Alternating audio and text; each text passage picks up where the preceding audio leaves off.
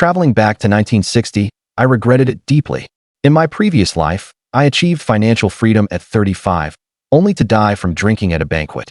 When I opened my eyes again, I became a poor boy in a famine-stricken era. I drank moldy cornmeal porridge and lived in a stinking livestock shed. My father was gone, my step-grandmother seized the family property, and our family of 4 was kicked out.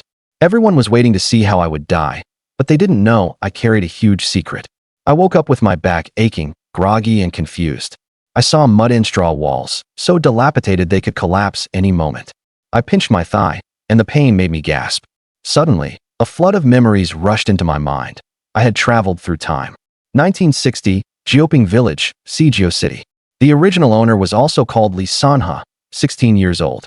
His father died of illness last year, and his step-grandmother seized the property, treating their family like livestock. The original owner worked desperately for work points, exhausting his body. Yesterday, he fainted in the rain. His step-grandmother not only refused to pay for medical treatment, but also kicked them out without a penny. The original owner left with resentment. How pathetic.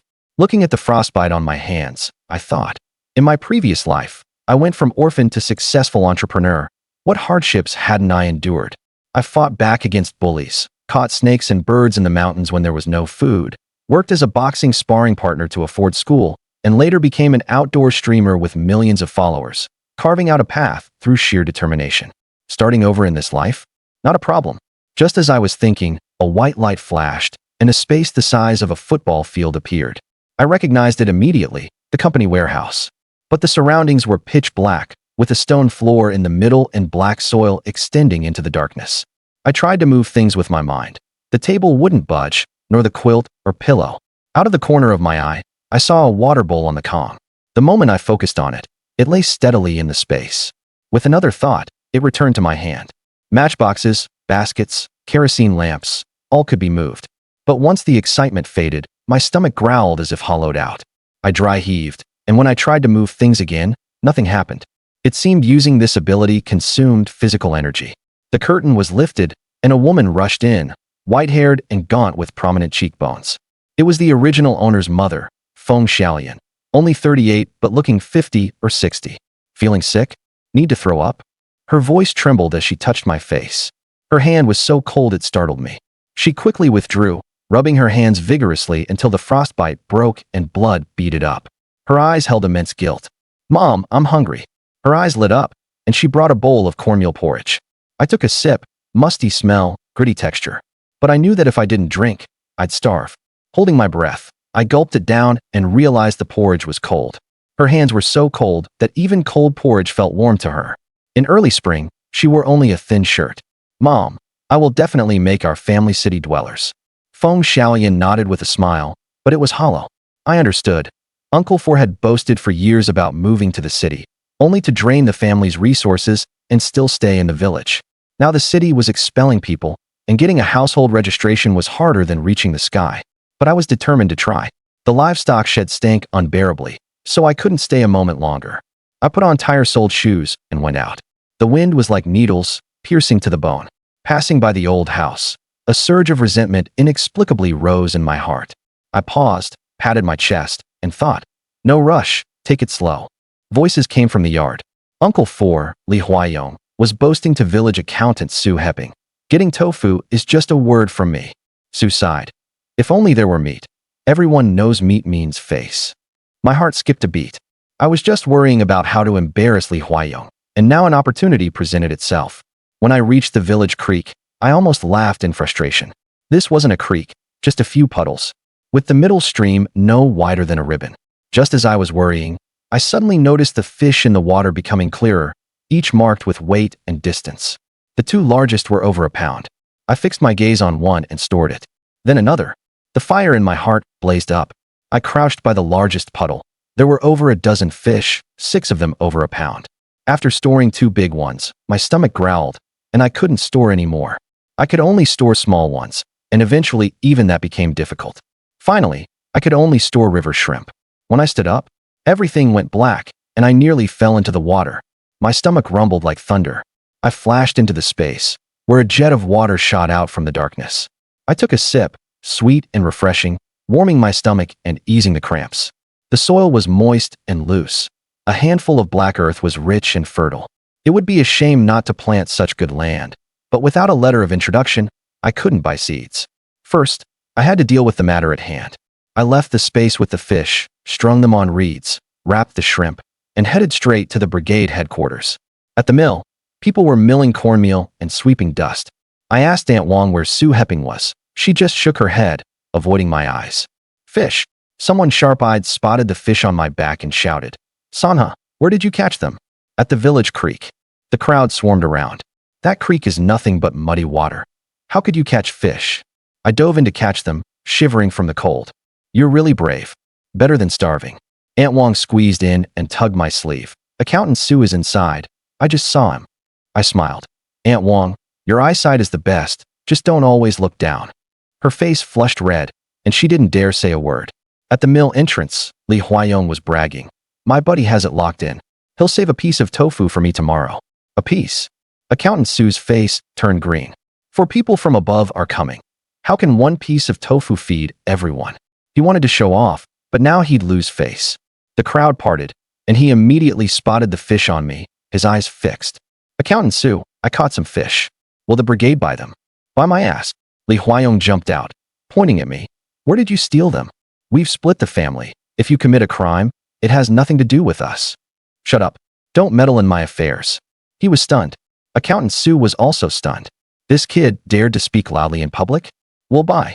Accountant Su stepped forward with a smile. "Sanha, you must consider the village's interests.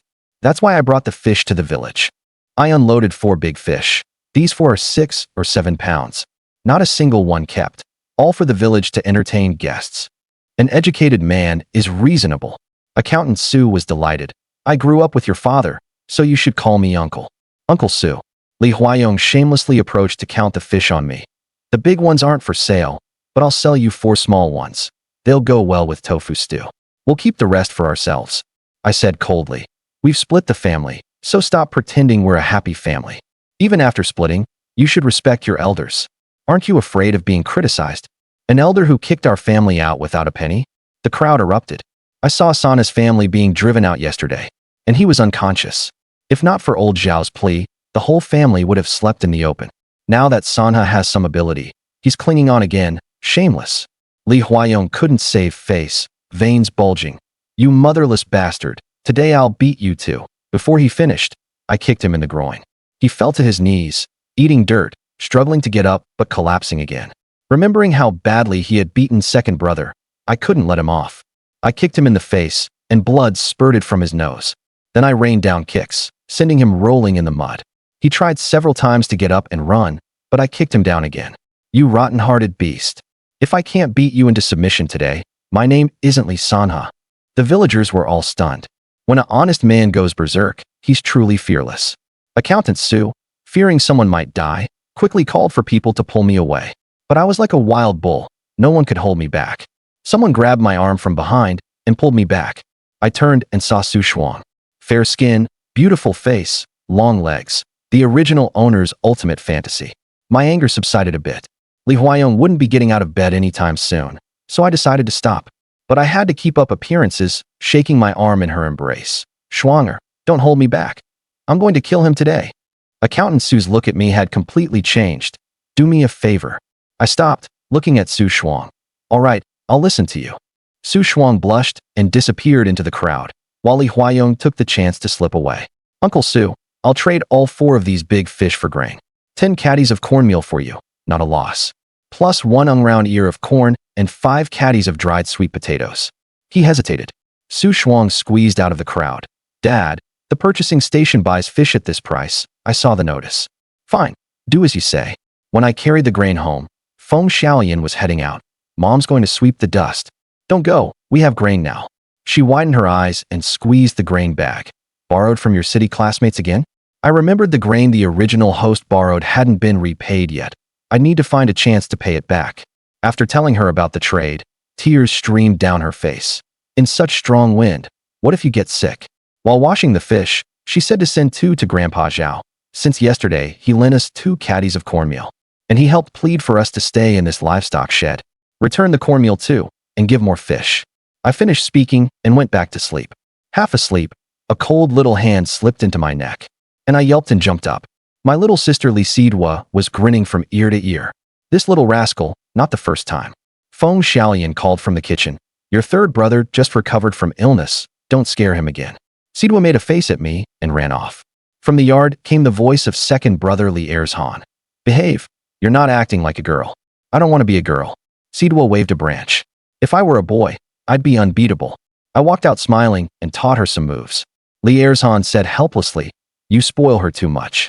Seeing Li Erzhan supporting himself on the windowsill with his left hand, but his waist still bent strangely to the right, Li Sana's heart tightened, and he told about how he had beaten Li Huayo.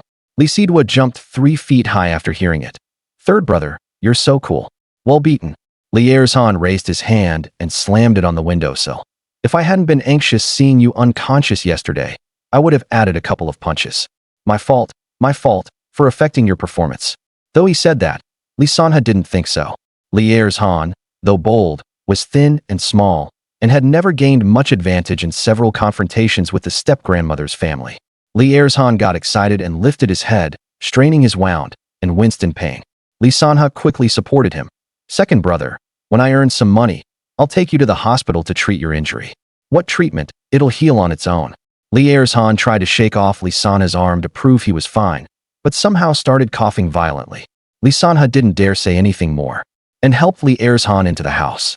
Inside, seeing the several bowls of fish soup on the table, Li Sanha was a bit stunned. Among the 4 bowls, only one had a small fish the size of a palm. The other bowls were too watery to be called soup, clear and thin, not much different from plain water. Where are the fish? Li Sanha asked. Even if they were repaying Grandpa Zhao's favor, there shouldn't be only one left. Feng Xiaolian stuffed a corn bun into Li Sanha's hand and pushed the bowl with fish towards him. The other fish are salted and set aside to eat slowly. You've had a hard day. Eat more. What about you all? Li Sanha frowned. Only one corn bun. Isn't there fish soup? Feng Xiaolian slurped a mouthful of fish soup. It's really fresh. No work at night. Fish soup is enough without dry rations. Standing up, Li Sanha poured all 4 bowls of fish soup back into the pot, found the fish that Feng Xiaolian had hung to dry, threw them all in, and crouched to light the fire. There was no oil at home, so the fish soup could only be boiled like this. He stared at the bubbling clay pot, lost in thought. If only they had an iron pot, they wouldn't have to use this thing for soup. Scanning the empty kitchen, Li Sanha thought he should hurry up the mountain, hunt some game in exchange for basic household items. The family had never seen Li Sanha so tough, and no one dared to speak until the fish soup was ready. Li Sanha evenly divided the fish soup into 4 portions, with 2 fish per person. Feng Xiaolian silently divided the 2 fish in her bowl into 4 parts, giving 1 part to each of the 3 children, keeping only a fishtail for herself. Li Erzhan picked the biggest fish from his bowl and gave it to Li Sanha, and Li Sidwa did the same. Li Sanha's bowl now had 4.5 fish, more than the 3 of them combined. Everyone present almost put Li Sanha at the center of their hearts. Li Sanha felt warm inside, but suddenly dared not look at the fish in his bowl. Our family must share equally. Li Sanha again divided the fish equally among everyone, and also broke the corn bun into 4 pieces.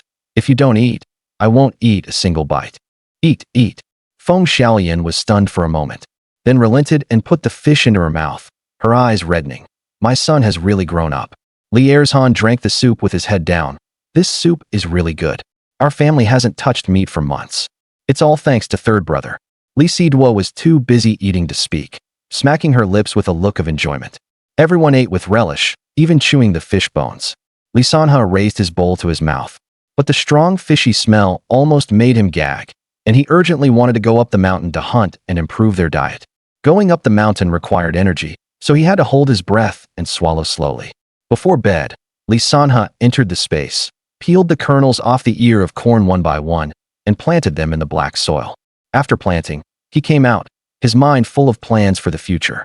If the corn could yield a good harvest, then not only would they have enough to eat, but they could also exchange for salt, oil, pots, step by step.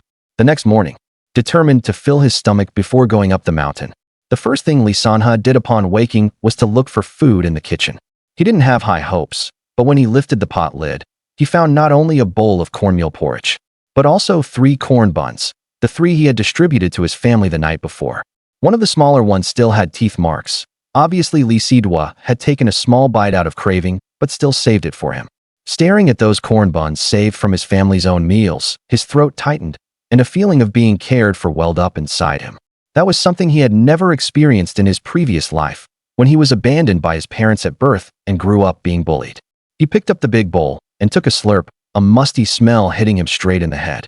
If he didn't drink it, he wouldn't have the strength to go up the mountain, and he couldn't improve the family's life. Pinching his nose, he finished the porridge. His stomach was slightly full, but his craving for grain reached its peak, making him full of anticipation for the corn seeds he had planted yesterday. He flashed into the space, and rows of green corn over a meter tall struck his soul. Unexpectedly, the growth rate of these corn in one night in the space was equivalent to over 2 months outside. That meant by tonight, these corn would reach harvest time. From now on, this family would say goodbye to grain shortages. Grain alone wasn't enough. They also needed meat for life to truly improve. After a little tidying up, he hurried to Straw Hat Mountain. Straw Hat Mountain wasn't very tall, but it connected a series of rolling ridges, looking from afar like a straw hat inverted on the ground, with the brim spreading out in layers, hence the name. The near side of the mountain faced the village, with gentle slopes and sparse woods. Lisanha followed the path previously trodden by others, finding everywhere signs of digging. The edible wild vegetable roots had long been dug clean. After crossing 2 ridges, the forest suddenly thickened. The green grass became more abundant and moist, and the ground felt soft underfoot. Lisanha continued forward, faintly hearing a cooing sound. A pheasant. Following the direction of the sound, he spotted a pheasant perched on a pine tree looking around. Since the space's retrieval ability was related to distance, he tiptoed, getting as close as possible. Just as the pheasant sensed danger and was about to fly away, he leaped up, and with a thought, the pheasant was smoothly taken into the space. As expected of a golden finger, this was more exciting than hunting with a gun. Continuing to search ahead, the scene before him made him pause. Whether in the bushes or under the dense forest, the outlines of various wild animals were clearly visible in his eyes. So the space could be used this way. Less than 2 meters away, there was a wild rabbit. He immediately tried to retrieve it with his mind, but failed. He tried again, still the same. Something was off. His stomach was half empty, but that rabbit wasn't big.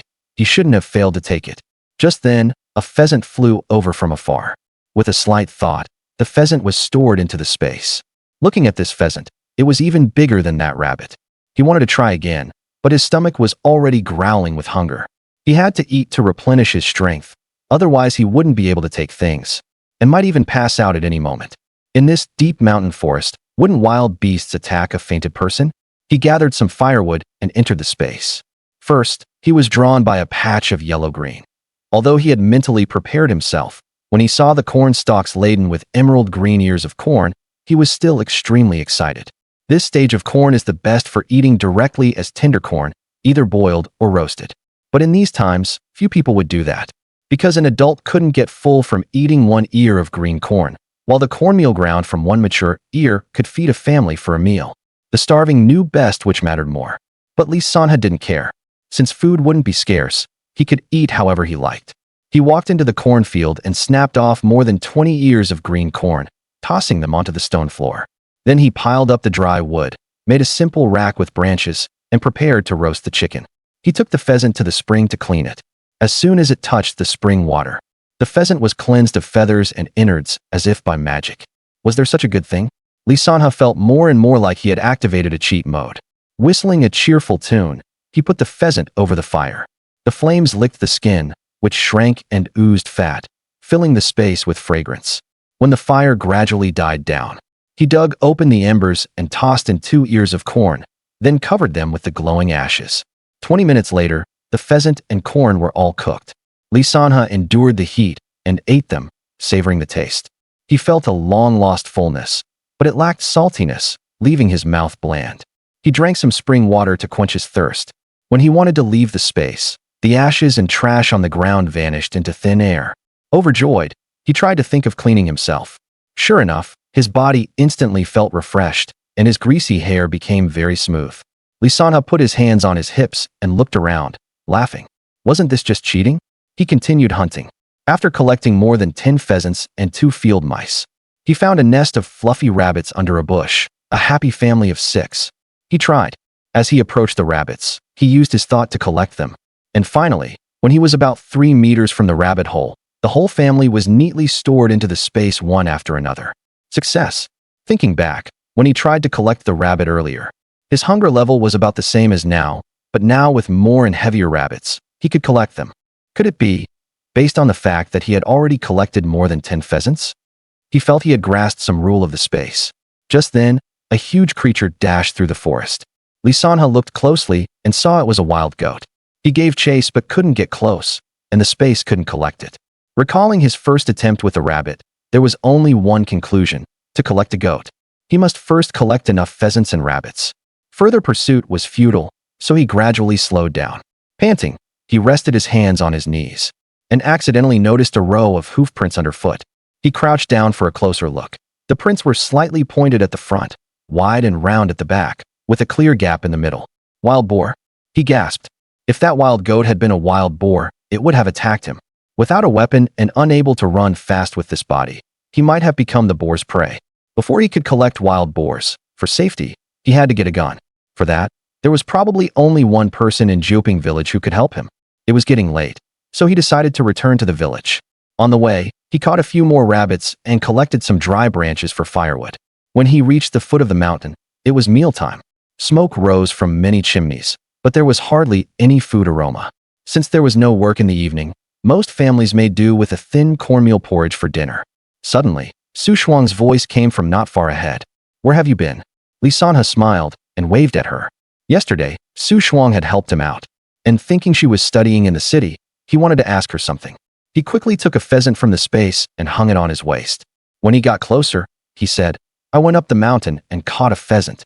Su Shuang was surprised that this simpleton had such skill. "You're amazing. My dad was saying today that several hunters in the village have given up hunting and gone to work for the production team." Li Sanha smirked casually.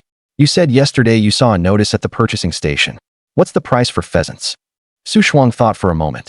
"I think it's 2 yuan." Li Sanha frowned. In his past life's web novels, the price wasn't like this either. As if reading the worry on his face, Su Shuang leaned in and whispered, "Go to the black market in the East City district. It's open during the day too." The scent of vanishing cream lingered around her nose. Li Sanha leaned forward. "How do you know that?" "I heard it from a classmate." Feeling the warm breath, Su Shuang's face turned as red as the evening clouds. "I'm off." Li Sanha weighed the pheasant in his hand. "If I sell it, I'll buy you white rabbit candy." "I'm back." Li Sanha pulled out several pheasants and rabbits from the space and dropped them by the well with a thud.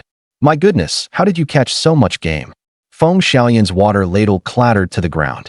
After a moment of shock, she carefully checked Li Sanha's body. "Are you hurt?" "I'm fine." Li Sanha smiled. "Let's do 2 tonight, and I'll sell the rest tomorrow." "I think you're way too bold. Are you planning to go to the black market?" Li Erzhan was very agitated. "I've already said, I don't need treatment for this injury. No more going up the mountain from now on." Cough, cough. Before he finished, his raised arm stopped mid-air, pulling at his old wound and causing a spasm of pain. He immediately doubled over coughing, his face turning purple. Li Sanha quickly patted his back to soothe him. Feng Xiaoyan was also frightened and tremblingly picked up the ladle to get water. "Let me." He secretly took a ladle of water from the space and handed it to Li Erzhan. "Second brother, have some water to calm down." Li Erzhan nodded, took a few sips, and his tense body gradually relaxed. "See, I really don't need treatment." Li Erzhan handed the ladle back to Li Sanha. "Just drinking water helps." Only Li Sanha knew it wasn't that simple. Li Erzhan was stubborn. Unless his sore spot was touched, he wouldn't agree to treatment. "I just saw Teacher Chiao." Li Sanha tossed the ladle into the water vat, pretending to be casual. A man was seeing her home. Sure enough, Li Erzhan became anxious. "Did you see who it was?" Li Sanha shook his head. "Too far away, I didn't see the face." Li Erzhan was stunned for a moment before mumbling, "Let's wait. Wait a couple of days and see. If it doesn't get better, then we'll go see a doctor." Feng Xiaoyan barely suppressed a smile, but then a hint of worry crept onto her face. The family tacitly stopped discussing going up the mountain and selling game. Li Sanha put a rabbit and a pheasant into a large basin, planning to clean them with the space when the family wasn't looking. "Let me do it, you go rest." Feng Xiaoyan quickly grabbed the basin and poured 2 ladles of cold water into it. "Mom, shouldn't we use hot water to remove the feathers?" Li Sanha was puzzled. "Just use cold water to save firewood." Feng Xiaoyan plunged her hands into the icy water, making the chilblains on her hands look even more glaringly red. Li Sanha felt a lump in his throat. Cold water makes plucking too hard, and your chilblains can't take it. Wiping the frozen snot with her sleeve, Feng Xiaoyan replied nonchalantly. Just a few chilblains, nothing serious. Watching Feng Xiaoyan's movements, Li Sanha's mind was full of thoughts about getting more firewood, and preferably buying a thermos as well. At that moment, a vigorous voice interrupted his thoughts. Oh, who's so capable, catching so much game? The newcomer was Zhao Dongsheng, the old man who had pulled strings to let them stay in the cowshed. Over 60, he lived with his 2 grandsons. A hunter in his youth, he had fought hand-to-hand with the Japanese and lost an arm. Grandpa Zhao, I caught them. Li Sanha walked over, and with the intention of repaying the favor and building a closer relationship, he said with a smile, let's have meat together tonight, and call Weigua and Weiman too. Zhao Dongxing's Adam's apple moved, and he forced a faint smile. No, we still haven't finished the fish you sent yesterday. With that, he hurried to the cowshed, fed the cattle at lightning speed, and left without even saying a word. Li Sanha watched his retreating figure, feeling a bit puzzled. As the last rays of sunset lingered on the horizon, the low cowshed emitted an enticing aroma of meat. The family sat around the table, each with a bowl full of meat and soup. Li Sanha took a closer look and could clearly see that his bowl had 2 chicken thighs and a rabbit hind leg. Li Sidua's bowl had a bit less meat, Li Ershan's bowl even less, and Feng Xiaoyan's bowl was full of necks and bones, looking piled high but actually having little meat. Seeing Li Sanha silent, Feng Xiaoyan smiled ingratiatingly. My bowl has meat, you all eat quickly. With that, she picked up a chicken neck, patiently tore off the thin layer of meat, and slowly ate it. Li Sanha watched, his heart bittersweet. When the family's grain jar is full, maybe mother will finally eat meat heartily. He lowered his head, picked up a chicken thigh, and bit into it. This meat was different from fish. Even without many seasonings, it tasted good. Seeing Li Sanha start eating, Li Ershan and Li Sidua wolfed down their food. Last spring festival, the production team distributed a few pounds of pork, but as soon as it was cooked, their step-grandmother took it all to her own son, and they only got to drink a few sips of broth. This was the first time in over a year they had properly eaten meat. The meat is so delicious. I wish we could eat it every day. Li Sidua's mouth was stuffed with meat, and he mumbled his wish. Are you drunk without drinking? Li Ershan teased. Meat is so precious. You wish? Eating it every day? Yes. Third brother promises to let you eat until you're sick of it. Li Sanha leaned closer to Li Sidua. I'll also get you candy later. Eat until sick of meat, and still get candy?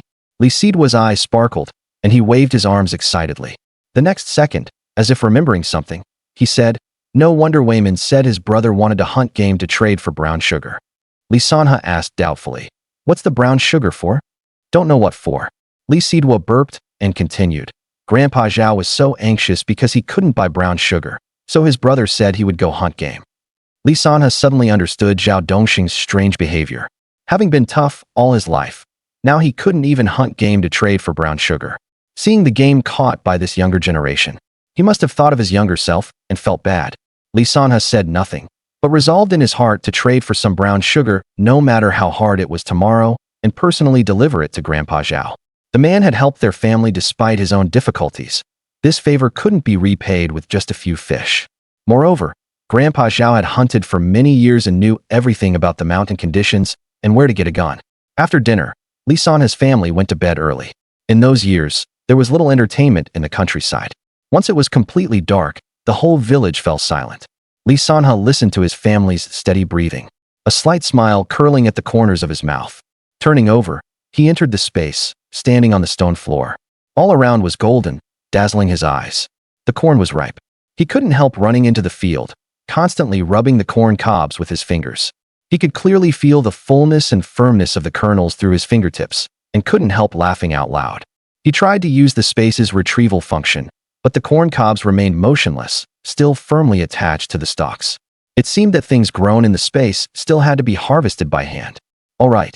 Li Sanha shook his head, bent down, and got to work. Without a sickle, he had to kick down the corn stalks with his feet, drag them together, and then break off the ears one by one. After 2 rounds, his ankles were sore and swollen, and his fingers began to go numb. He straightened up to catch his breath, looked up at the untouched cornfield, and his heart slowly sank. If he kept breaking off ears one by one, he probably wouldn't finish by dawn. Then forget about going to the city. He might not even be able to get off the calm. patting the dust off his pants. He returned to his bed, closed his eyes, and saw all kinds of farm tools like sickles, baskets, and hoes, as well as countless strange seeds. He wished it would be dawn immediately so he could go to the city to sell game and trade for things. The next day, Seijo City. Lee Sanha stood by the street, panting heavily. He took off his cotton hat, and a faint mist rose from his head. Remembering that borrowing the production team's donkey cart cost 5 cents each time, he thought, if he could make money this time, he wouldn't have to walk next time. He sat by the roadside to rest for a while, drank the cornmeal porridge he had put in the space that morning, and then continued walking. Half an hour later, he arrived at the Dongqing District Black Market. Perhaps because some big shot was backing it, the black market was bustling even at high noon.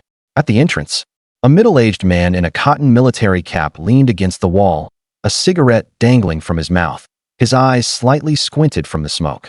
Buying or selling? 5 cents to enter. Such a ripoff. Selling.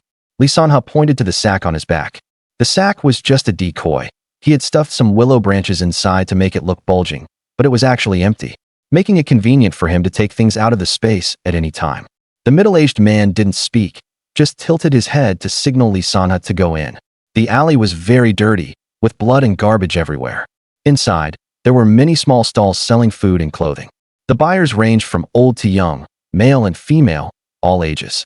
Lee Sanha was shabbily dressed, but the bulging sack on his back was very conspicuous. In those days, there were many sellers, but not many with a lot of goods. While looking for an empty spot to set up his stall, Lee Sanha vaguely felt he was being watched. He glanced back and saw a person in a black coarse cloth jacket with a tightly wrapped head staring at his sack several times before quickly looking away. He kept his guard up. After finding a spot, he only took out one pheasant and placed it on the ground. The person in the distance silently watched, never letting his gaze relax. At the black market, there was no hawking, and all conversations were kept low. Lee Sanha sat on the ground waiting, and soon someone approached. It was a thin, bespectacled middle-aged man whose eyes lit up at the sight of the pheasant. "Young man, how much for this pheasant?" 6 yuan each. Lee Sanha's price wasn't low, but meat was more precious than money then, and even with money, it was hard to find. Pork at the meat shop was cheap, 9 cents a pound, but even if you queued up before dawn, you might not get a pound. This pheasant weighed less than 3 pounds and wasn't as greasy as pork, but it was still meat, so it wouldn't be hard to sell. So expensive. The middle-aged man's tone was hesitant. "Uncle, this is a hen. You can render some oil from it." Lee Sanha felt some sympathy for these meat-deprived people, and patiently explained, "I caught this chicken just yesterday. It's not some unsold junk." The man picked up the pheasant and examined it repeatedly, unable to make a decision. "I'll take this pheasant." A chubby young man squeezed over and crouched opposite Lee Sanha. Fat people were rare in those days, so Lee Sanha judged that he was well off. And maybe one pheasant wouldn't be enough for him. "Brother, this hen was being looked at by this uncle." Lee Sanha pretended to reach into the sack, but actually took out 3 pheasants, 1 male and 2 females, from the space. "Take a look at these. Do you want them?" "Yes." The young man's face lit up with joy. "I only want the hens. Give me the one he was looking at, and I'll take all 3. Just as Lee Sanha had guessed, people in good financial standing don't mind spending money. They prefer to buy fattier hens. "Uncle, how about this?" Lee Sanha said with a smile. "You take this rooster, I'll charge you 5 yuan. As a thank you for helping me complete this deal." The middle-aged uncle's face instantly lit up with a bright smile, and he promptly paid. The chubby young man was also very happy and left cheerfully after paying. Unexpectedly, after walking a few steps, he turned back and asked in a low voice, "Little brother, can you hunt wild boar? You buy?" Lee Sanha countered. The chubby young man smirked. "At the state-run restaurant near the station. We'll take as many as you have." Watching the man's back, Lee Sanha bit his lip. He had to hunt wild boar, but he lacked a gun. To be honest, he didn't have the confidence to take on a wild boar barehanded right now. He squatted at the black market for a long time. Many asked about prices, but only one was genuinely interested. If he kept waiting, it might get dark before he sold everything. Lee Sanha picked up his sack, planning to check with a nearby state-run restaurant or purchasing station. He had barely walked 100 meters from the black market when the sack behind him was suddenly yanked hard. He was prepared. His body swayed, but he steadied himself immediately. "Yo, not bad physique." What had to come finally came. Lee Sanha turned around and saw the man in a cotton-padded jacket who had been tailing him since morning. He asked coldly, "Something?" The man's face was tightly wrapped, expression unseen. He slightly opened his jacket and said in a muffled voice, Need tickets? A ticket scalper? Why didn't you ask me at the black market? What tickets do you have? I have all kinds of tickets. The man tightened his jacket. Grain coupons, oil coupons, cloth coupons, industrial coupons. If you can name it, I have it. Lisana's heart stirred, but he sensed something wrong. How could a big ticket scalper with everything risked trading outside the black market? Oil coupons. Lisana tested. Oil coupons were common. If he could produce them, there'd be no problem. I have them. The man stepped closer, but you'll have to come to my place to get them. Just a small oil coupon, and you need to go home for it? Something's off. I have things to do. Lisanha turned to leave. The man followed closely. Suddenly, Lisanha felt a hard object pressed against his waist and dared not move rashly. Hand over all your money, or else. The man pressed harder. I wouldn't mind killing one more. Lisanha's heart tightened, but his face showed no panic. After a second's pause, he feigned fear and said in a low voice, "Spare me. Big brother, I'll get you the money now." Feeling the pressure on his waist ease, Lisanha's eyes turned icy cold. He struck like lightning, grabbing the man's wrist in a lock. The man grunted in pain, his knife hand losing strength instantly. Lisanha's fingers moved slightly, and he used his space to vanish the knife. The next second, the short knife was in his hand. Instead of retreating, he advanced, sidestepping behind the man, locking his arm around the man's neck, and pressing the cold blade firmly against his throat. "Move again, and I'll send you to meet the king of hell." The man's face changed drastically. When had he ever suffered such a loss? He blustered, "Kid, don't get cocky. This whole area is my turf. You won't leave today?" Lisanha's eyes turned cold, and he increased the pressure. The blade cut into flesh, and a red stream slid down his neck. "Go ahead, shout louder." His tone was calm but icy. Sweat beaded on the man's forehead. His body went limp, and all his fierceness vanished. Don't move. I'll give you money and tickets. I'll get them for you now." Trembling, he reached into his bosom, a cold glint flashing in his eyes as he suddenly pulled out a Mauser pistol. Too bad. Before his finger could pull the trigger, Lisanha had already acted. Huh. The pistol vanished, and a chill pressed against his temple. Weapons taken one after another. The man froze, pupils contracting, fear surging from his feet to his head. Lisanha wasted no more words. Fists and feet flew, each strike hitting flesh.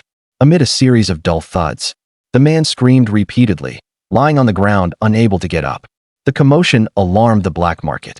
The crowd, thinking it was an inspection team, scattered. The middle-aged man who had been guarding the entrance came over at the noise, and upon seeing the man on the ground, rushed forward angrily, kicking him hard. "You bastard, you dare come here to cause trouble." The man, Wang Taitu, had already kicked the cotton-padded man's face black and blue before he finished speaking. Spare me." The man lay limp, barely breathing. "Screw you." Wang Taitu added 2 more vicious kicks, then asked without looking up, "How much did he rob from you?" "Not a cent," Lisanha said flatly. Wang Taitu jerked his head up, staring at the shabbily dressed Lisanha. After a long moment, he spoke. "You're the first one he's failed with." "A repeat offender?" Lisanha raised an eyebrow, his tone contemptuous. His eyes clearly said, "You can't even control scum like this, and you call yourself a black market overseer?" Wang Taitu caught the implication, a bit embarrassed, and said sheepishly, "This kid is too slippery. We caught him a few times, but he always slipped away. Send him to the police station." Lisanha said expressionlessly, "Scum like this only harm people." Wang Taitu quickly bent over with an apologetic smile. "Young man, leave him to me. I guarantee he'll never come out to harm anyone again. I don't want blood on my hands." Lisanha said indifferently, "Don't worry, if anything happens, I'll take full responsibility." Wang Taitu's eyes turned ruthless, and he nodded toward the alley entrance. 2 burly men immediately emerged from the shadows and dragged the man away like a dead dog. Lisanha saw it clearly and nodded slightly. In this era, without surveillance, attempted robbery would only get a few days in jail. Handing him over to Wang Taitu was the real permanent solution. He turned to leave, but Wang Taitu quickly called out, "Young man, you've got skills. Come work security for me, 10 yuan a month." That was 1 yuan more than a temporary worker at a state-owned unit. "No." Lisanha shook his head directly, without hesitation. If he wanted a job, it had to be at a regular state-owned unit. He looked down on such small-time operations. Wang Taitu stared at Lisanha for a full 3 seconds. 10 yuan. Countless people would kill to get in with him, but this kid refused without a second thought. He suddenly laughed, the scrutiny in his eyes slowly turning into appreciation. "Feel free to come to Uncle Taitu from now on. I have connections for buying and selling." Li Sanha smiled and nodded, asking casually, "Does the state-run restaurant often buy from you?" Wang Taitu squinted. "Has Fatty Sun approached you?" "Yes," Li Sanha replied. "Good kid, you've got skills." Wang Taitu thought even more highly of Li Sanha, leaning in familiarly. "Go ahead, Fatty Sun has money. He just lacks meat." Li Sanha felt reassured and asked, "Uncle Taitu, can you get tickets?" Wang Taitu chuckled and led Li Sanha to a back alley, arriving at a courtyard house. A young man opened the door. Li Sanha nodded to him and followed Wang Taitu into the inner room. Wang Taitu opened a cabinet, rummaged around for a while, and pulled out a large stack of tickets. Here, all kinds of tickets, sugar, grain, liquor, etc. Pick whatever you like. Li Sanha browsed through them, taking a good number of each type. Wang Taitu frowned at the sight. He hadn't seen such a big customer in half a year. But Li Sanha had only been at the black market for a short while. How much could he have sold? "Hey, young man, just take what you need, don't be greedy." He quietly clenched his fist. Body tense, eyes clearly wary. This kid could fight, but that didn't put money in his pocket. If he tried anything, Wang Taitu wouldn't let it slide. "Do you buy game? We can trade," Li Sanha said. "Yes." Wang Taitu didn't relax at all, forcing a smile. "One or two won't cut it." Li Sanha didn't say much, silently untying his sack and pulling out game one by one, actually from his space, laying them on the ground. 1, 2. By the time 8 rabbits, 10 pheasants, and 2 field mice were neatly lined up on the floor, Wang Taitu's clenched fist slowly relaxed, his eyes wide. "That's all." Li Sanha packed up the sack and dusted off his hands. "Good kid, this is more game than I collect in half a month." Wang Taitu laughed self-deprecatingly, then firmly grasped Li Sanha's hand, his eyes full of admiration. "Young man, if you need anything else, just say the word. Don't forget your Uncle Taitu when you have more good stuff in the future." Li Sanha didn't stand on ceremony and said in one breath what he wanted to buy. After hearing him out, Wang Taitu called over the young man who had opened the door earlier. "Keep this young man company. I'll be right back." 2 hours later, Wang Taitu came back carrying a sack. "This is an iron pot, a bit rusty. Wash it at home and it'll still work, but it doesn't have a lid. I'll get you one next time, nephew." Li Sanha didn't mind. Being able to get an iron pot these days was already a huge feat. This is a thermos, brand new. And this big pumpkin, a full 10 gene. "What do you want this thing for? You'd be better off trading it for cornmeal." Li Sanha curled his lips. "This thing isn't just for eating." Next, Wang Taitu took out 3 gene of rice, 10 gene of cornmeal, 3 gene of pork, as well as a kitchen knife, soy sauce, and some other odds and ends. Finally, he pulled out a large paper package. "Brown sugar, 3 gene. It took a lot of effort from your uncle." "Thanks, Uncle Taitu. Let's settle the accounts," Li Sanha said loudly. "These things come to 42, and the tickets are 15. So many things for just over 40 yuan. Money really was worth something in these times." Li Sanha nodded. Wang Taitu continued. "Pheasants, regardless of gender, 6 yuan each. Rabbits, 8 yuan each. Total 124 yuan. He pulled out a stack of money and counted out a wad. "Here's 67 yuan. Keep it safe." Li Sanha took the stack of money, didn't even count it, and stuffed it directly into his pocket. Seeing this, Wang Taitu's impression of Li Sanha improved a bit. He took a few tickets from his inner pocket and handed them to him. "A few grade B cigarette tickets. I'm giving them to you for free." Although grade B cigarette tickets weren't as good as grade A, they were enough for socializing, and besides, they were free. "Thanks, Uncle Taitu." Li Sanha put the cigarette tickets away and casually mentioned, "Are seeds hard to get?" "This." The smile on Wang Taitu's face faltered. He shook his head and said, "This is really hard to come by. Seeds are all accounted for in the public system. No one around here dares to touch them." Li Sanha nodded and didn't press further. It wasn't surprising that the black market couldn't get them. Private farming was strictly forbidden now. If it weren't for the space, he wouldn't dare touch this stuff either. He'd have to go to the seed station himself and take a shot. Nowadays, every unit was short on meat and vegetables, and the seed station would be no exception. "All right, I'll figure it out myself." Li Sanha didn't say much more, picked up the sack, and turned to leave. After leaving the alley and finding a secluded spot, he dumped all the supplies into the space. With the weight off his shoulders, his pace quickened. The sun was already setting in the west, and his stomach was growling loudly. Li Sanha casually walked into a public canteen, spent 2 yuan and 2 gene of food coupons to buy 10 mixed grain steamed buns. Finding a place with no one around, he entered the space. Ate 3 with spring water, filling his stomach but leaving no taste in his mouth. Even so, This was top-notch food for ordinary families. He put away the remaining buns and left the space to go home. Glancing at the sun hanging high on the wall, it seemed no different from before. That can't be right. Even if he ate quickly, the sun should have set a bit more. He immediately returned to the space and counted to 2,000. When he came out again, he stared at the sun on the wall, his heart pounding wildly. At least half an hour had passed, yet the sun hadn't sunk. Taking a deep breath to calm his excitement, he turned and headed home, his mood brighter than ever. It was already dark. Feng Xiaolian waited anxiously at the gate, and when she saw Li Sanhe's figure in the distance, she hurried over. "Are you frozen? I made some cornmeal porridge. Have some to warm up." "Mom, I'm not cold." Before entering the village, Li Sanhe had loaded the bought items onto his back, and his body was already warm from walking. Hearing Feng Xiaolian's words, his heart felt even warmer. "Oh my, such a big bag. How heavy it must be. Let me carry it." Feng Xiaolian grabbed the bag, swung it onto her back, and her frail frame wobbled under the huge sack. "Let me do it, Mom." Li Sanhe chased after her, but Feng Xiaolian refused to let go, carrying it all the way into the house and placing it on the Kong. "This bag is so heavy, you must be exhausted." Feng Xiaolian panted heavily, looking at Li Sanhe with concern.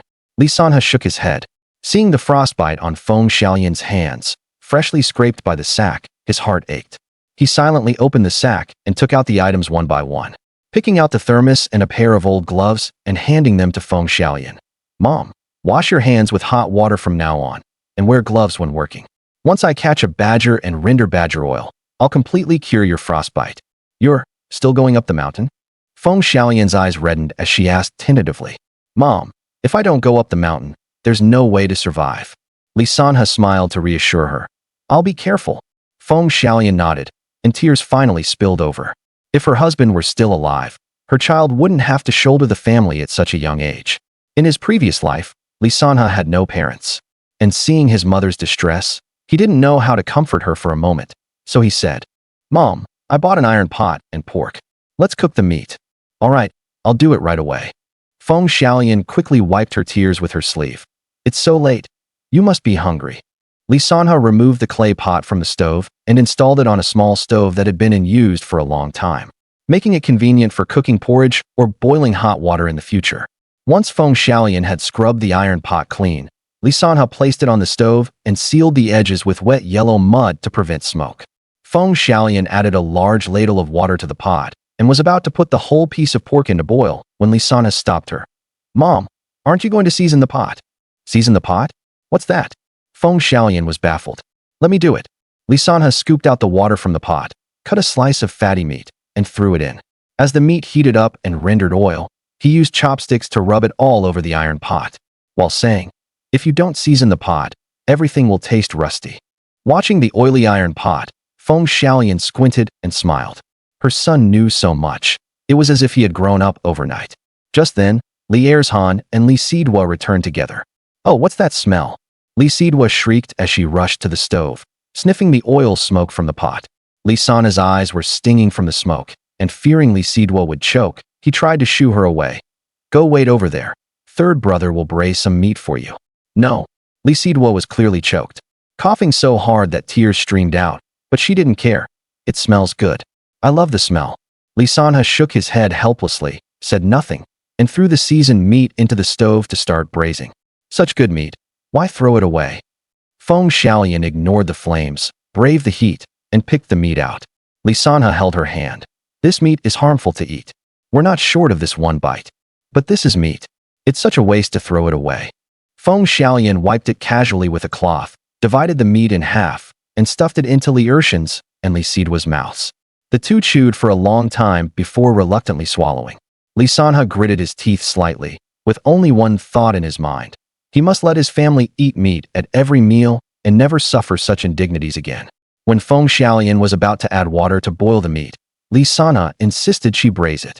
Only then did she reluctantly add enough firewood to the stove, cut the pork into even pieces, first rendering the fat in the pot, then sautéing the only scallion available, adding half a spoon of soy sauce for umami, pouring in hot water, covering with a wooden board, and simmering over low heat. An hour later, lifting the wooden board, the meat in the pot was bright red.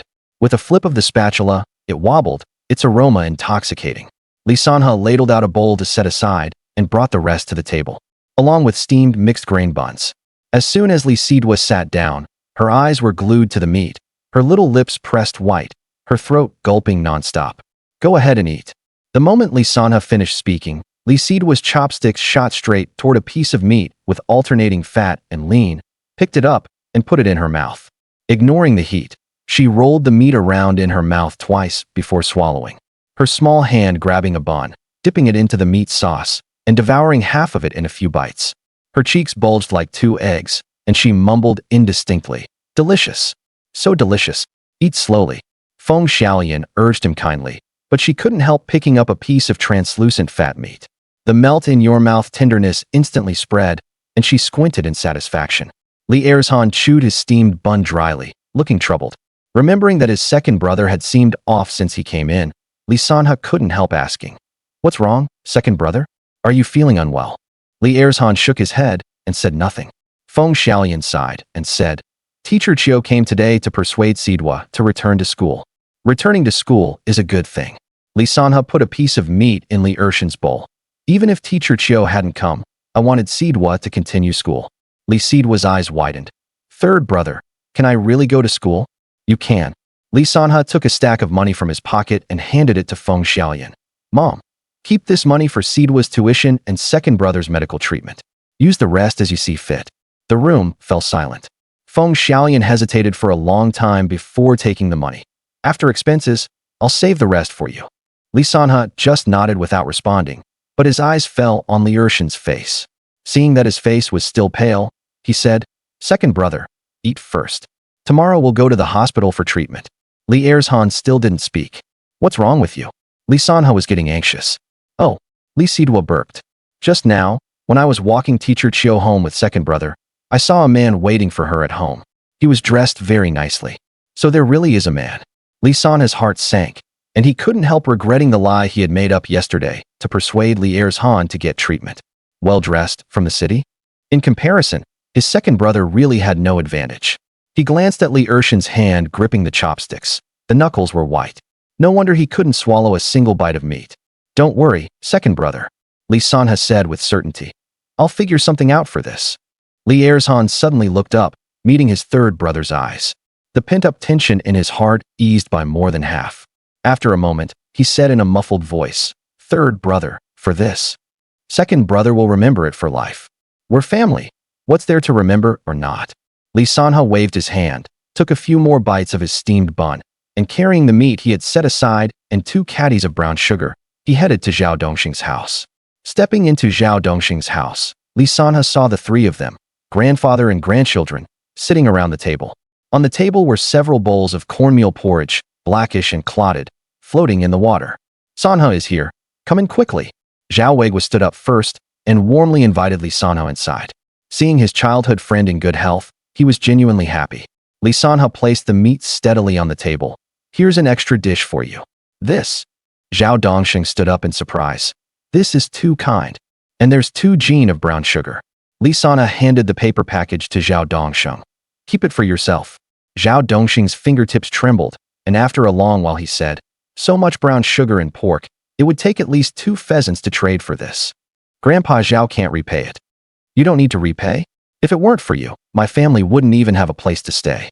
Li Sanha helped the old man sit down and said solemnly, "If you could tell me about the mountains, that would be worth more than any game." "Decided? Going to make a living from this." Zhao Dongxing's cloudy eyes brightened for a moment, then dimmed. "People will die." As soon as the words fell, Zhao Weiman's chewing sounds abruptly stopped. The 10-year-old's eyes reddened, but he bit his lip hard to hold back. "My dad's incident was an accident."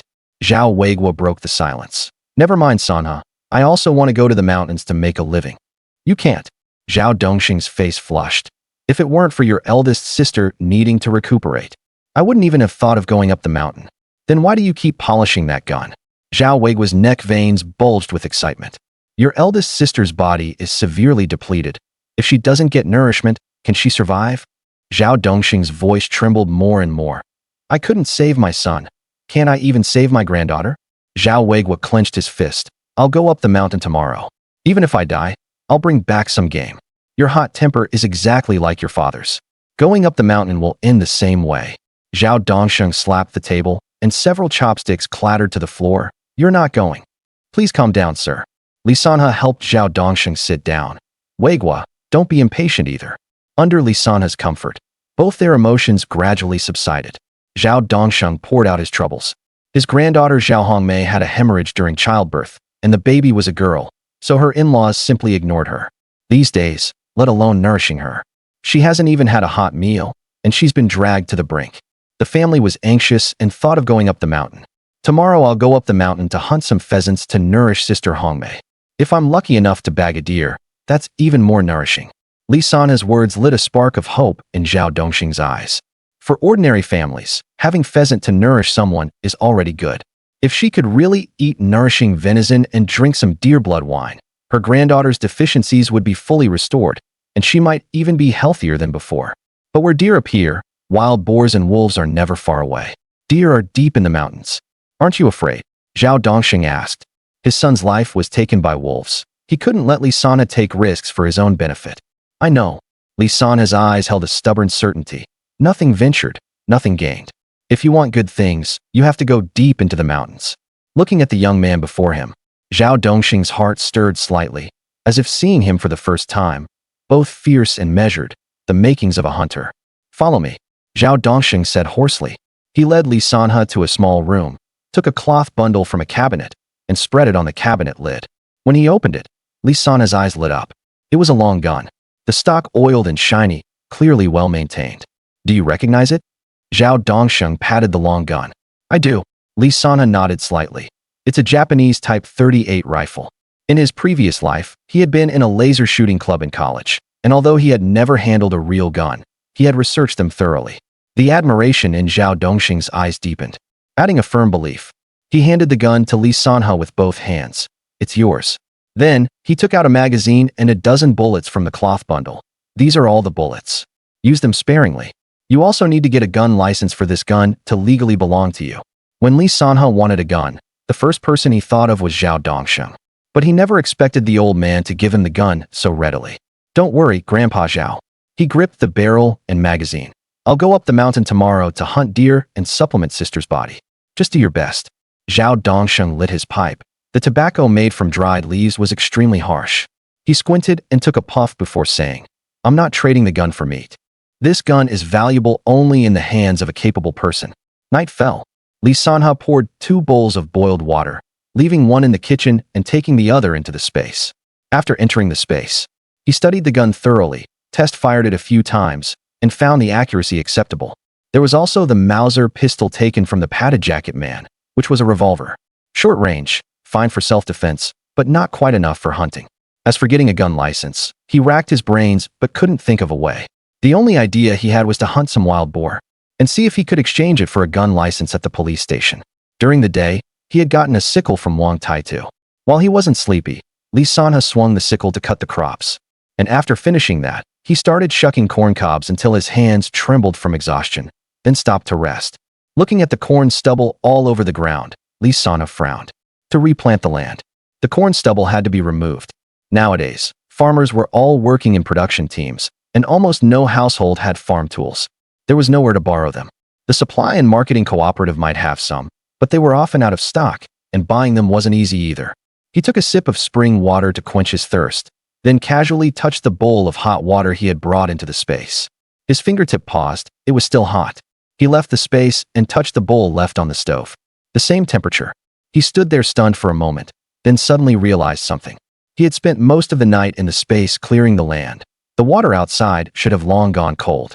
But now, the temperature of the 2 bowls of water was almost identical.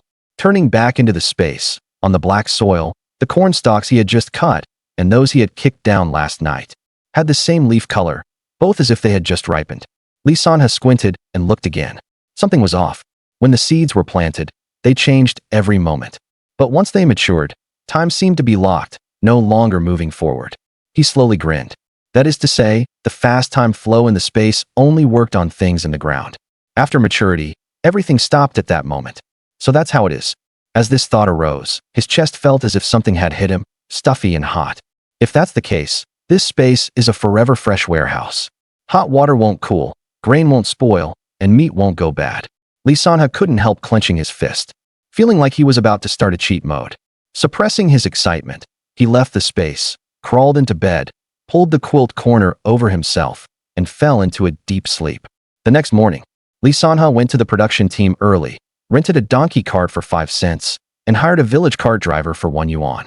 He had Feng Xiaolian take Li Erzhan to see a doctor and also send Li Sidua back to school. After settling everything, he set off again toward Straw Hat Mountain.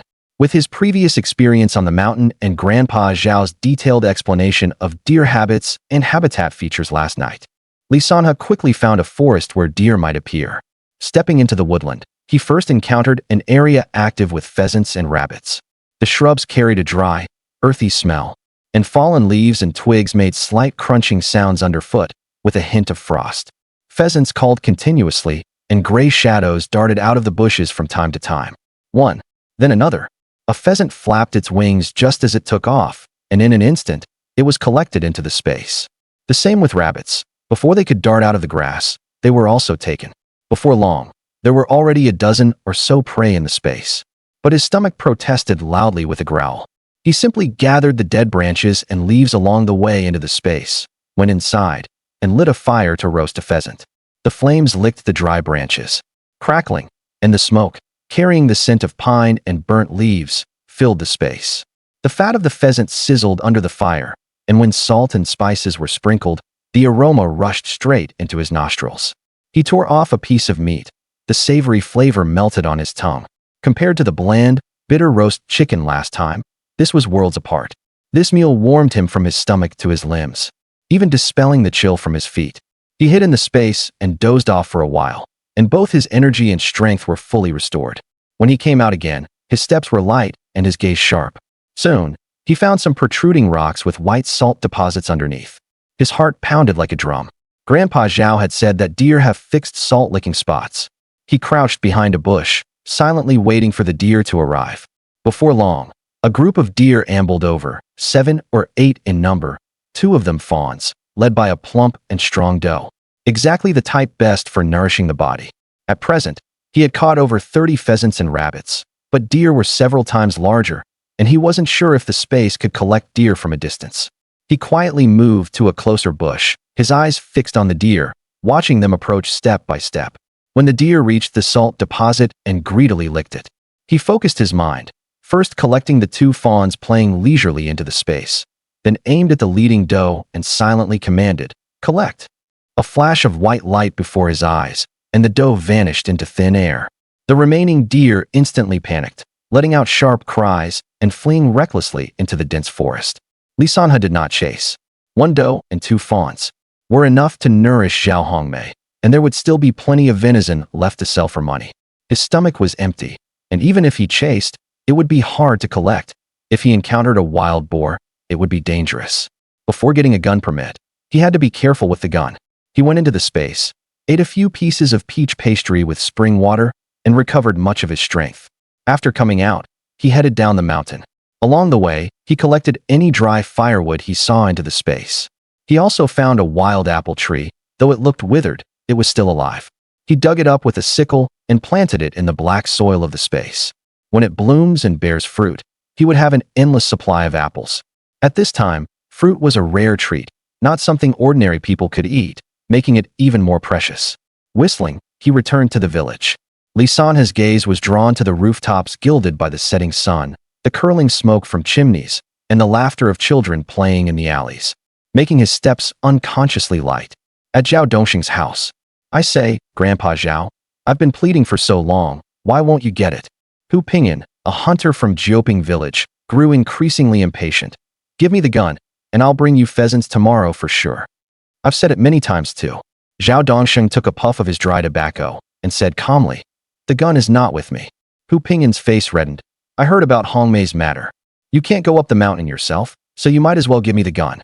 What's wrong with you?" Zhao Weiguo finally couldn't hold back his anger. "My grandpa said the gun isn't here, so why are you still nagging?" "Hey." Facing Zhao Weiguo, a younger generation, Hu Pingyan vented all the anger he dared not show to Zhao Dongsheng. "When adults are talking, what business is it of yours to interrupt? Besides, your sister is about to die. And you, little brat, can do nothing but talk. None of your business." Zhao Weiguo's anger flared. Sanha said he can hunt a deer to nourish my sister. Bah! Hu Pingyan spat fiercely. That bookworm? If he can hunt a deer, I'll wear the deer's penis as a belt. What do you say, folks? Some onlookers couldn't help chiming in. Since the year before last, the wolves and boars in the deep mountains have gone mad with hunger, nearly wiping out the deer. Even Pingyan, a hunter for years, can't catch a deer. Li Sanha, that kid caught a few fish a few days ago, and now thinks he's something special. This bragging makes me blush for him. Hunting deer? I'm afraid he won't even come back. Didn't Weigua's father die in a wolf's mouth? Before the words faded, Zhao Dongxing's face suddenly darkened. His previously gentle brows tightened instantly, and his cloudy eyes seemed to hide blades, sweeping sharply over the villager who had spoken. Grandpa Zhao, don't listen to his nonsense. Let's talk about the gun. Hu Pingyan, sensing the tense atmosphere, quickly tried to smooth things over. My gun really can't be used anymore. I found wild boar tracks in the near mountains yesterday. If it comes down the mountain, I need to protect the villagers, right? Hearing this, some became afraid. Right, old man. Pingyan is one of the top hunters in the village. He can't be without a gun. If a wild boar really comes down, we can't handle it. I gave the gun to Sanha. Zhao Dongxing finally revealed the truth. The villagers exploded. Great. Now if a wild boar comes down, we're all doomed. Not necessarily. Grandpa Zhao is a good judge of character. Even the best can make mistakes. All for the sake of deer. For his granddaughter, he'll risk anything. Li Sanha was getting closer to the crowd, hearing most of these taunts and doubts. He felt no anger. Instead, a hint of a smile flickered in his eyes.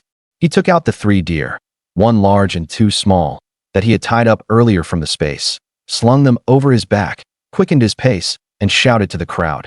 Weigua, give me a hand. I can't carry them anymore. A group of people turned their heads in unison. Zhao Weigua rushed out of the crowd, ran to Li Sanha, and exclaimed in surprise. Holy crap, 3. Happily unloading the 3 deer, he slammed them onto the ground. Zhao Weigua said excitedly. Let's see who else can shut their mouths. He stared straight at Hu Pingyan, and those who had doubted Li Sanha, raised his eyebrows, and said triumphantly, Open your eyes and see, are these deer or not? The crowd fell silent. The man who had been shouting the loudest opened his mouth, his Adam's apple bobbing up and down. He couldn't squeeze out a single word. Someone couldn't help but turn to look at him. Hey, weren't you just saying he wouldn't come back? Why are you silent now? Damn, I misjudged, okay? This little bastard is really something. Hu Pingyan's body went stiff, his face turning pale then red then pale. When he came to his senses, he rubbed his eyes vigorously and muttered to himself. Impossible. This is impossible. Finally, he turned around, clenched the hunting knife in his hand, and pushed through the crowd without looking back. Zhao Dongxing put his pipe to his mouth and finally smiled. His judgment was right. This was a child worth entrusting. Although Zhao Dongxing had only 1 arm, his skill in skinning and cutting meat hadn't diminished at all. He gripped the sharp hunting knife with one hand, and with a light twist of his wrist, the blade made a neat cut along the deer's back. His movements were skilled and smooth, earning Li Sanha's silent admiration.